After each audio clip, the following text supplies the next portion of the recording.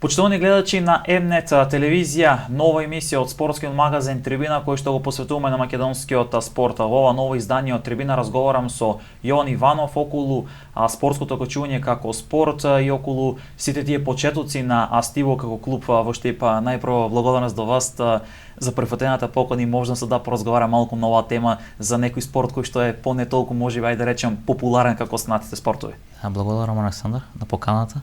Во секое време сме добредојдени да зборуваме за нашиот спорт. Најпрво идејата од каде вие конкретно сте започнале со овој спорт, што нешто ве привлекува, да речем така, за да се занимавате со овој спорт? Да, па нормално во Штип, ако зборуваме генерално, моите почетоци со спортот се со самите почетоци на спортското качување. Претходно како член на планинарски клуб, кој што имаше алпинистичка секција, кој што дело неа прерасна во секција за спортско качување, за на крај да се регистрира како спортско качувачки клуб и кој веќе функционира повеќе од 20 на години. И сега ако направиме на компарација од тие 20 на години, каков беше интересот на почетокот, каков е сега? Има ли некое можеби зголемување на интересот пред се на младите за овој спорт? Па да, меѓутоа не би рекол дека тоа зголемување е во константна нагорна линија, некоја амплитуда која постојано оди нагоре надолу. Единствено нешто што се потрудивме последните години е да кога дојде дел за опаѓање, да делот на луѓе кои што се повлеко спорот биде многу помало од оние кои што пројавуваат нов интерес. Така да кога почнавме ние можеби бевме 5-6 млади луѓе, така да сега имаме некоја константна бројка од 30 до 40 која варира со плюс 5 минус ништо повеќе од тоа. А каков е повеќе интересот кај девојките или кај момчињата можеби? Па би рекол малку повеќе кај девојките. Причина за тоа е што во Штип нема доволен број на индивидуални спортови за девојчиња. Така да мислам дека со тенисот и спортското качување се можеби единствените два кои имаат поголема бројка на интерес кај девојчињата отколку кај машките. И сега ако зборуваме за тоа спортско чување, ќе ме поправите ако грешам, станува збор за спортско чување на природна вештачка карпа. Дали ете можеби некој почеток кога некој надпреварач треба да го започне, почнува можеби од таа вештачка карпа, па со тек на времето тука во сала претпоставам нели затворено, па се оди кон искачување на природна карпа. Како се почетоците надпреварува? Чи која е можеби некоја идеална возраст за да се започне со овој спорт? Да. Историски гледано нашиот спорт е започнат на природна карпа. Меѓутоа, заради некоја еколошка свест и визија дека во иднина со колку поголем број на качувачи ќе има во светот, толку се повеќе ќе бидат, како да кажам, оптеретени или уништувани карпите. Делот во надпреварувачкото качување уште во средината на 80-тите комплетно на вештачка карпа. Така да ние како клуб што се занимава со надпреварувачко качување, 90% од нашето време го минуваме на вештачка карпа, а делот на природна карпа е оној рекреативен дел кај што секој по своја желба има право да вложи колку што сака. Сега ако зборуваме за вештачка карпа, еднаш и правевме прилог на една телевизија околу таа нова карпа која што имате. За каков вид на карпа станува со тие перформанси, можеби висина, не знам, некој таков, дали е станува збор за некоја поспецифична тешка карпа за да се совлада, да се искачи догоре, и дали е карпа која што може да исполнува услови за некои повисоки меѓународни надпревари? Да, последно нешто што направивме пред неполни 7-8 месеци, инсталиравме нова вештачка карпа во основното училиште Ванчо Прке. Тоа е нешто што ни требаше подолг период, затоа што кога почнавме пред 20 на години, исто таква слична на неа имавме инсталирано во основното училиште Тош Арсов. Меѓутоа, условите за одвивање на тренинзи беа недоволно добри и самиот квалитет на карпата веќе беше дотреан. Така да голем период од активноста на нашиот клуб се одвиваше во нашите простори или во нашата болдер вежбална, за да лани собереме храброст и средства да направиме нешто ново. Станува збор за 11 метарска вештачка карпа, толку не дозволуваше висината на салата. Некој наклон од 6 метри, што е доволно ефикасен за тренинг на нашиот клуб. Секој организиравме и државен надпревар како символично отварање на карпата за младенски категории, излезе супер. капацитетот нејзин е доволно добар да се направи еден државен натпревар со солиден квалитет. Меѓутоа, за повеќе од тоа не би можеле затоа што не ги исполнуваме стандардите за меѓународни натпревари. Потребна е некоја си висина од 15 на метра со стандардна ширина од минимум 6 метри. Меѓутоа не е само карпата, многу предуслови се потребни за да организираме на таков натпревар. Така да капацитетот се уште не е на тоа ниво. Дали можете се размислил некако, можеби во соработка со општина Штип да се изнајде начин, некои услови со возможност да се направи поголема карпа и со цел да биде нели вештач карпа со цел и како самиот спорт, ова спортско чуме да биде на уште повисоко ниво конкурентите во Штип. Да, види колку што постои клубот, толку постои нашата желба да направиме еден голем качувачки центар. Така. Најблиску до нешто врвно бевме до пред 4-5 години, кога во соработка со општина Карвенци тогаш реализиравме проект на Светска банка и се изгради вештачка карпа на планината Плачковица. Меѓутоа, типот на карпа кој го изградивме на Плачковица сам по себе е доволно добар за организирање на настанен отворен тип, каде што повеќе луѓе ќе дојдат рекреативно да пробуваат, да се качуваат и да го пробаат спортското качување. Меѓутоа, за одвивање на секојдневни тренинзи не е доволно погон, затоа што е пред се на 30 на километри оддалеченост од Штип, условите на отворено се различни на планина, затоа што на 1000 метри надморска висина. Така да и понатаму остануваме, како да кажам, не целосно комплетирани во тој дел. Нормално никогаш нема да имаме услови каде што ќе речеме сега сме топ. Така. Но ако ги споредиме условите од пред 20 на години до сега, може да кажеме дека сме направиле доволно добро за да бидеме на нивото на кое што сме. А кој е најмладиот член кој што спортува кај вас? Која е неговата годишна возраст? Па не еден, туку неколку имаме што се на 5 годишна возраст. Порано немавме храброст да почнеме со толку мала група. Така. Мислевме дека 7-8 е некоја почетна граница. Така. Меѓутоа се појави дете која за тој период беше чудно што се може да направи на 5 години.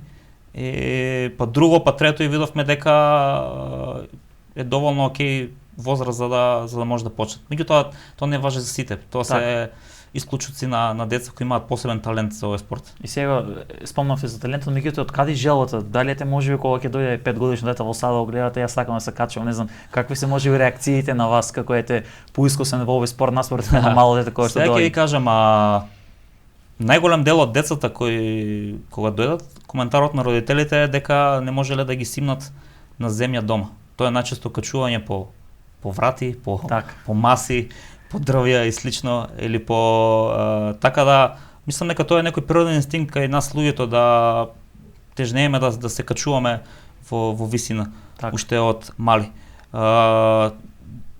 Децата кои што доаѓаат кај нас би рекол дека собрале доволна храброст да го посакаат тој спорт и да се спортистават на секојдневните коментари, претежно на постарите или слично дека е опасен и слично, така да можете да замислите ако дете на 5-6 години успее да убеди родители или баба и дедо дека сака да се качува по карпи, можете да замислите што може да направи на 18 години со тој карактер. Така. И сега кога ќе се искачи на таа 11 метарска карпа, дали може би некој кој што е нов член успел да се искачи, има некој страф или штом веќе навлегош во овој спорт, веќе стравот за висина се губи?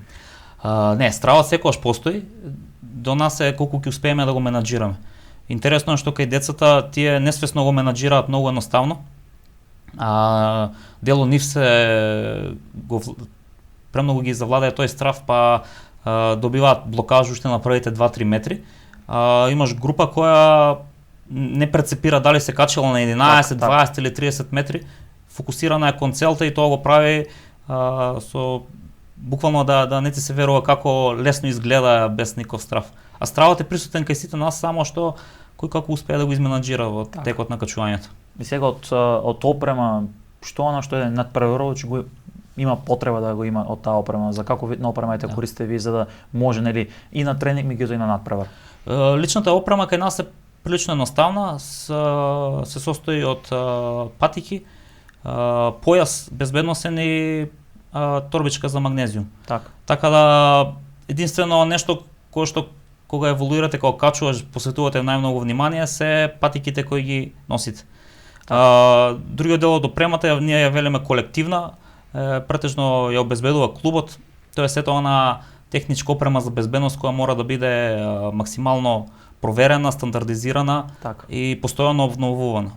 Така да за тој дел се задужени пред се инструкторите, затоа што и во нивната обука знаат да се грижат за незино чување и незина имплементација. И сега кога спомнавте за патики, станува збор за некој можеби посебен вид на патик кој што претпоставам нема да лизгаат или не знам со специфичен ѓон или Да, за споредба јас секогаш ги давам, да речеме балерините, затоа што кога видите тие носат специфични балетанки или како ги викаат, каде што нивната нога е максимално компресирана. Тоа е случајот е сличен и кај нас. Ние носиме 2 до 3 броја помали патики од стандардната, која што има агол и која што има посебна вид на гума, при триење не дава лизгање. Така да многу се неудобни за носење и многу пати се чудат кога ќе видат како успеваш да облечеш патика што е 2-3 броеви помала на ногата. И разликата е во тоа што на карпа се чувствувате перфектно во нив, но за да се движите по земја е многу тешко, затоа што најчесто после секој качување ги субликуваме. И сега од аспект на тие надпреварите за кои што зборуваме, за каков вид надпреварет спомнавме и тогаш кога правевме прилогот, имаме државно првенство, колку екипи ете во Македонија, како изгледа всушност тоа државно првенство, бидејќи во разговор после прилог кој што го подготвувавме тогаш пред 7-8 месеци, многу од луѓето ме прошуваат какво тоа државно првенство во качување, нели во кои градови имаме клубови така. Значи Македонската спортско-качувачка федерација се грижи за лигата на надпревари. Ние пред крајот на секоја година поднесуваме апликација за организирање на надпревар. Моментално се 5 активни клубови кои што имаат капацитет да организираат надпревар. Така. И пробуваме да ги прилагодуваме надпреварите во согласно со календарот, меѓутоа и со меѓународните надпревари.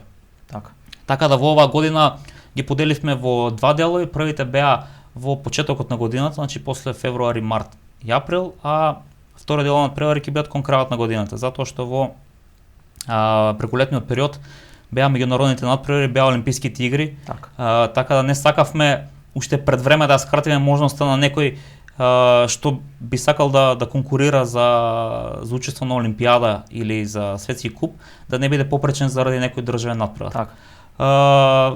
Пак ќе кажам, се работи врз база на ентузијазам. Сите клубови инвестираат во квалитетот на својот надпревар према тоа колку можат и колку сакаат. Се одржуваат во 3 до 4 града најчесто, тоа се Скопје, Штип, Прилеп и Димеркапија. И пробуваме од година на година да растеме во квалитетот и во квантитетот на надпреварувачи. Дали може би има интерес од некои други градови или други екипи да се вклучат, да се формираат, да речеме да доаѓаат надпреварувачи, не знам, можеби некој друг град каде што нема вештачка карпа, нема услови, меѓутоа има можеби желба за да се реализира нешто такво. Да. Видите, пошто станува збор за специфичен спорт, доколку некој од град каде што нема карпа, ниту природна, ниту вештачка во близина, изрази желба, тоа не може да го направи веднаш. Така да на почетокот на годината имавме една иницијатива која ја разработуваме уште, да активираме помали или повеќе градови кои што немаат воопшто спорт. Идејата беше да секој поголем град кој што има развиено спортско качување да им помогне на околните градови кои што немаат. Во случајот задача на Штип е да ги активира Свети Николе, Кочани, Пробишти и слично. Луѓе ентузијасти пред се од пленарските спортови или од трчањето или слично, луѓе кои што ја разбираат нашиот спорт, да се вклучат во нашата работа, да ги обучиме со некои основни курсеви и да ја дадеме некоја насока околу тоа како да започнат со основна инфраструктура и слично. Така да тоа е некој процес кој што се надам ќе биде успешен за неколку години. Веќе контактиравме со неколку пленарски друштва и спортски клубови од Кочани, Виница и некои други помали градови, така да процес. Така, сега од аспект кога зборувам и за вас лично, меѓутоа и од помладите надпреварувачи, каде е може повеќе желбата на природна или на вештачка карпа да се надпреваруваат, да тренираат или да направат некој предизвик? Па доколку зборал за мене лично, не постои нешто што би ја заменило природата и природна карпа. Меѓутоа, уште многу одамна речевме дека децата ќе бидат фокусирани конкретно према спорт и према напреварувачкото качување. Така да нашите членови проминуваат многу мал дел на природна карпа. Оставивме слобода да секој по лична желба и иницијатива сам изрази желба да го вклучиме во нашите активности. Така да се што правиме на природна карпа би рекол е некако на приватно, секој го прави како и кога може и сака, додека било кој што има желба да се вклучи во тоа, нормално. И сега, кога зборуваме за тие природни карпи, има ли некоја во Македонија која што е доста, можеби, ајде би рекол најопасна, кај што треба многу големо искуство да има, која што е предизвик за многу млади надпреварувачи да ја совладат? Да, секако Македонија према територијата која што ја зафаќа, има голем број на локалитети кои што преку годините се уредуваат. Многу е битно да еден локалитет биде пред се безбеден, иако не можеме максимално да влијаме на таа безбедност затоа што станува збор за пред се за природа. Тука би издвоил неколку локалитети кои што се, да речеме, центар за нас, или места каде што одиме постојано. Тоа би било Демеркапија како ќе ставам на прво место затоа што преку годините е најпосетена од сите. Во близо, тоест во Прилеп, околу Прилеп има голем капацитет за болдар на природна карпа. Овде се кога зборуваме за нешто потешко и поатрактивно, тука е Маврово. Маврово е страшен капацитет кој што едно треба да се развива.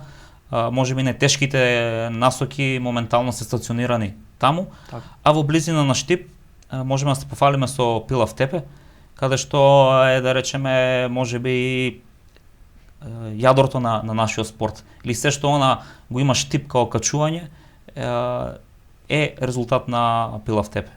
И сега, од аспект на сами овој спорт за промоција, спомнавте нели дека водите некои активности, некои кампањи за да се можеби изменаџира сето тоа да има поголем интерес, колку можеби треба ресурси, финанси за сето тоа да се и клубот као клуб да обстанува и да се набави таа опрема, меѓутоа да се одржуваат и тие природни карпи, тие вештачки карпи. Претпоставам дека таа вештачка карпа со тек на времето се троши, тој материјал кој што е потрошен со штета, па ќе треба да се санира. Колку тука сето тоа може да се изменаџира и од аспект на финансии?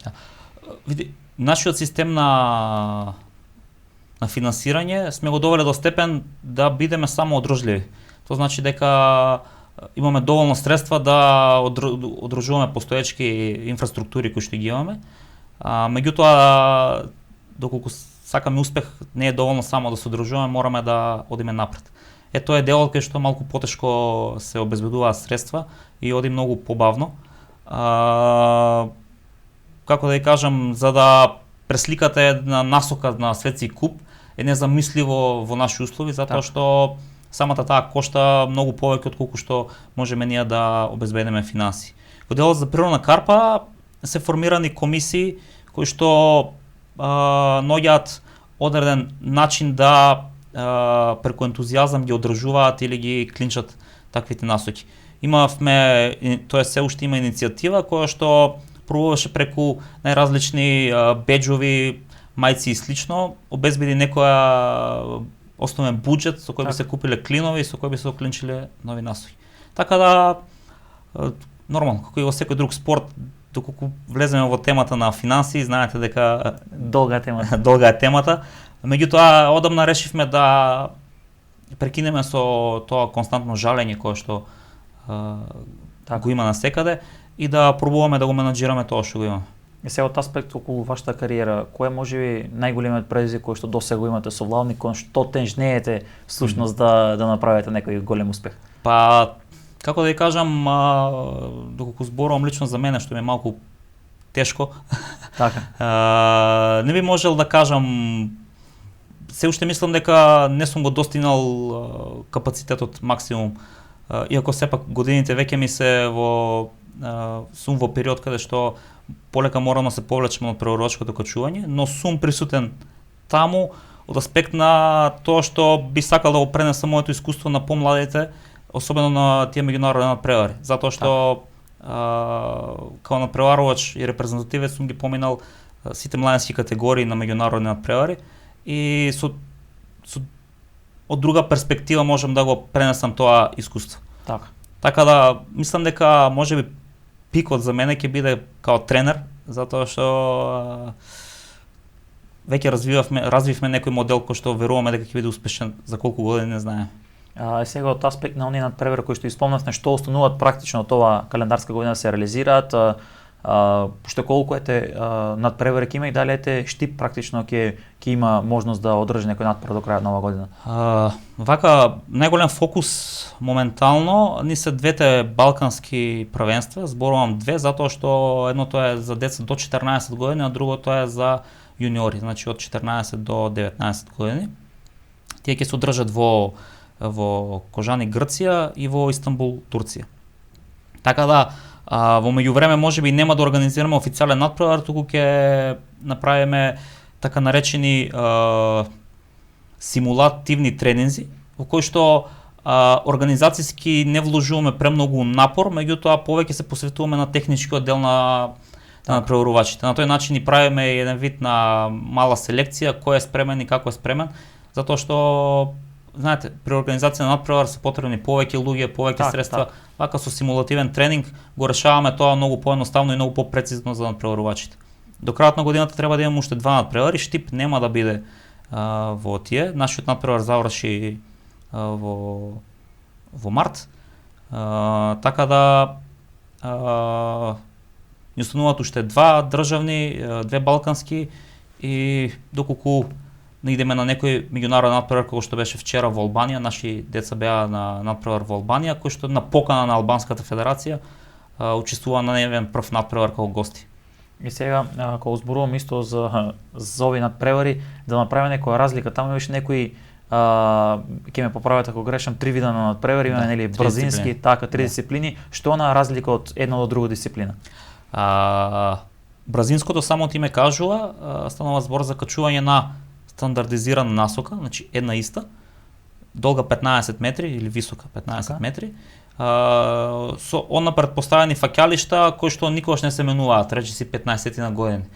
Значи тоа значи дека тие се познати за Да, тоа е насока која што може да инсталирате секаде и да ја тренирате нон-стоп и победникот оној што е најбрз. Нормално затоа и рекордот стигна под 4 секунди на 15 метра. Под 5. Значи ова е голем успех реално. Да, дефинитивно. Тоа е незамисливо беше до пред неколку години, меѓутоа границата се симна и мислам дека ќе паѓа уште. Тоа е некоја си споредба со 100 метри спринт. Така. Да, другата дисциплина е водство или тежинско. Тоа е веќе на вештачка карпа кој што има поголем наклон, во кој што секогаш се местат различни насоки, имаат одредена тежина.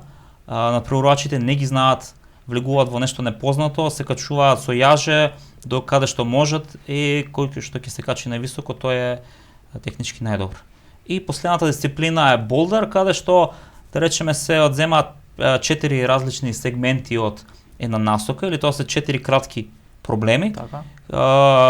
Имате овој пат 5 минути на располагање и колку сакате обиди да ги совладате. Значи тоа е надпреварување каде што пробувате да качите што поголем број на насоки. Така. И сега од аспект на тие тренинзи, како всушност изгледа тренинг, како надпреварувач се подготвува, освен нели качувањето нели на карпата, дали можеби треба да се користи теретана, некои други работи, за да може да биде у топ форма, нели, за да стигне да не таков надпревар, особено ако е пак зборуваме за меѓународен надпревар.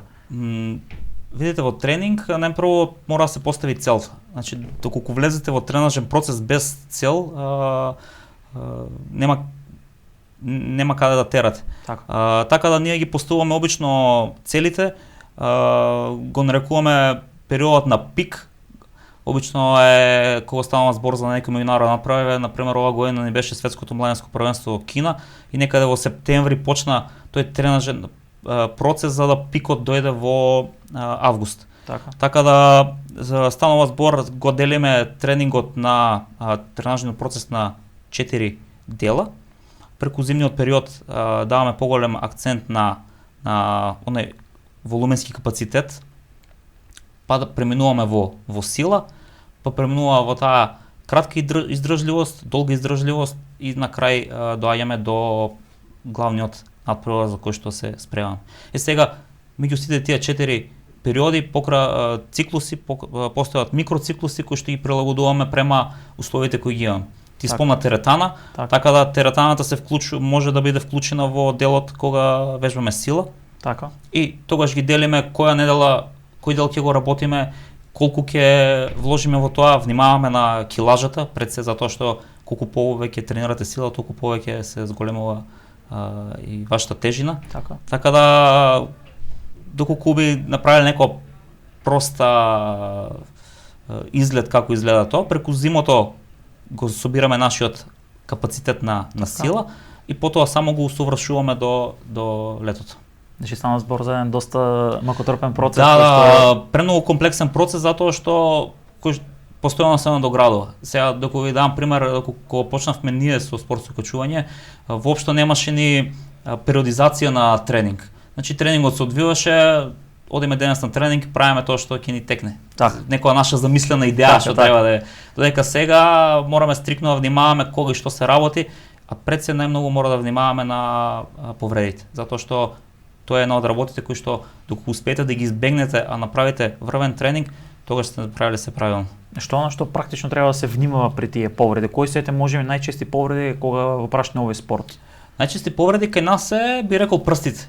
Сега, пошто ние работиме со претежно младински категории, каде што се уште имаат кревки прсти, треба многу внимателно да се работи на тие вежби. Додека да речеме со тинејџерите после 15-16 години веќе имаат способност.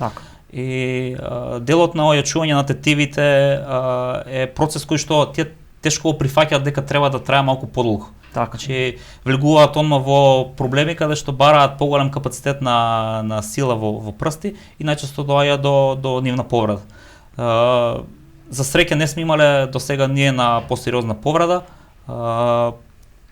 Така да би рекол дека сме пред се безбеден спорт во тој дел, а исто така и внимаваме во тренингот да не доаѓа до тоа преоптеретување или прегорување. И сега ако спомнав на тоа качување по тие карпи каде што кој ќе стигне до она дисциплина која што беше на повисоко да речеме, дали може и тука треба да сме подготвени психолошки малку кога ќе дојде до момент па сила дали да продолжите, дали да се откажете, можеби губите сила, ете кој што спомнавме болка во прсти веќе. Како ете и вие конкретно или вашите да речеме членови се соочуваат практично со тој момент да внимаваат на тоа? Да, покрај тоа што го велиме ние техника на качување, постои тактика. Тоа е тоа што доколку тактички сте спремни на една насока, добро знаете да изменаџирате до каде можете, колку можете, каде да го одморите, каде да вратите вашата енергија, каде да го пружите вашиот максимум. Пак ќе кажам, тактика не можете да работите со деца, затоа што нивната еуфорија им дозволува да го искористат од 0 до 100 колку што можат максимум. Така да и така настапуваат на преварите, од старт до крај даваат колку што можат повеќе. Додека со поголемите категории работиме на тоа да на различни делови од насоката функционираат различно. Каде да штедат енергија, каде да даваат максимум, каде да одмараат и слично. И сега од аспекти на репрезентацијата која што спомнавме, македонската репрезентација, што е тука оно што е покаrakтеристично, треба да го спомнеме, а ќе се реализира во следниот период. Каква е кои се позначени успеси да му соопштиме на гледачите на трибина, на ЕБН телевизија, што ги има направено македонската репрезентација? Видите, успесите на македонската репрезентација можеме да ги ставиме до некое ниво на Балкан или Југоисточна Европа. За жал се уште не сме осетиле успех на европско или на светско првенство. Тоа е нешто кон кое се стребиме. Така да во изминативе години константно имаме младинци па и сениори кои што успеваат да дојдат до медал на балканските првенства без разлика дали биле во Грција, Турција, Србија или Бугарија. Меѓутоа, нашите обиди на европските на светските првенства се уште се до степен да пробаме да влеземе во полуфинале. Така да некоја наша идеја е дека после влезот во полуфинале, следува влез во финале, па за на крај да резултираме со некој медал. Така да не сонуваме за медал. Тоа е преголем процес, меѓутоа одиме чекор по чекор. Во финиш на емисијата, која ќе бидете можеби вашата порака до сите овие кои што се надпреварувачи на овој спорт, меѓутоа и до сите оние други можеби кои што размислуваат да го започнат овој спорт, па се мислат, размислуваат, која ќе биде некоја ваша порака или како да ги привлечеме практично да спортуваат ваков вид на спорт? Знаеш, можеби тие што веќе се одлучиле знаат за што станува збор и ја направиле правилната одлука. Она што сакам јас и ние како клуб се трудиме да ја подобриме она општа спортска култура на ниво на град па и на држава. Така да наша цел е да пробаме да го представиме спортот како едно секојдневие. Доколку би требало младите да имаат некоја содржина во секојдневието, тоа да биде спорт, по можност и спорт со окачување. И да јас искрено би сакал да повеќе немам потреба да се објаснувам за спортот, туку да биде на нормална работа, како кога кажеш дека одеш на фудбал, да кажеш дека одеш и на спорт со окачување. Мислам дека сме на добар пат со тоа, затоа што гледам дека и при разговор со луѓе секој ден веќе знаат за што станува збор и знам дека сме чекор повеќе од тоа што сме биле, да. Значи одеме на добар пат и генерално и вие како клуб, меѓутоа и овој спорт кој што е, ајде да речем, не толку масовен како другите фудбал, не толку можеби како фудбалот, кошарката кој што се помасовен, не е толку можеби и развиен, меѓутоа веќе со некои стратегии за кои што разговаравме веќе се оди во некоја нагорна линија, да речем, и да се надеваме дека ќе продолжи во таква линија. Да, дефинитивно. Јас ќе ти се заблагодарам за одвоеното време за оваа емисија. Мислам дека начнавме доста интересни теми. Можеби преку оваа емисија ќе допреме до било кој еден плюс да дојде да се заинтересира за овој спорт и да биде успешен барем како вас или и да ве надмени вас. Да, ти благодарам и на тебе и на вашата телевизија. Ќе повторам уште еднаш, секогаш кога е спорт во прашање, ние сме отворени и достапни за било која тема. На тој начин ја реализираме и нашата идеја на популаризација на спортската култура и на активноста која младите треба почесто да ја прават. Така, уште еднаш благодарам. Почитувани гледачи, ова беше се од ова издание на Трибина на М-нет телевизија. Останете со програмата на М-нет.